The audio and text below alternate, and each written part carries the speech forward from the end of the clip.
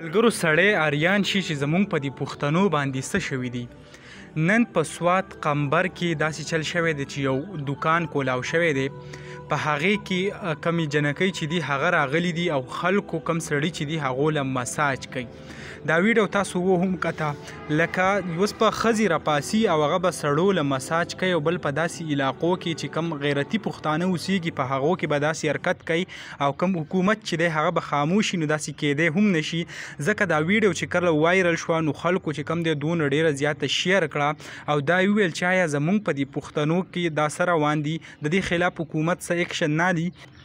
نو بیا داسې وشو د سوات کم پولیس چې دي هغه په دې باندې اکشن واغستو او کم کسان چې وو دا کم کس چې دا مساج کاو د دې نه علاوه د دکان کم مالکان چې وو هغه فوراً گرفتار کړه، د هغو خلاف چې کم دی اف آی آر هم درج کو او داسې کول پکار هم وو ځکه چې دا د فحاشۍ یو ډیر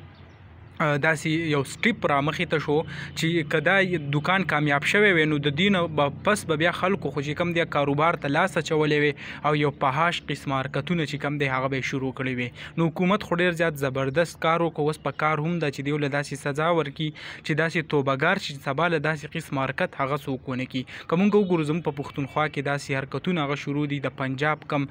حرکت چلته کېږي هغه دې طرف ته روان دي. بس الله تعالی دې زموږ پردې وساتي، الله تعالی دې زموږ ایمانونه نصیب کړي ځکه د حالات نن سبا هغه ډېر زیات خراب دي. نو دغه ویډیو و دغه معلوماتو تاسو سره شریک کړه، انشاءالله بله ویډیو کې ملاویږو. الله حافظ.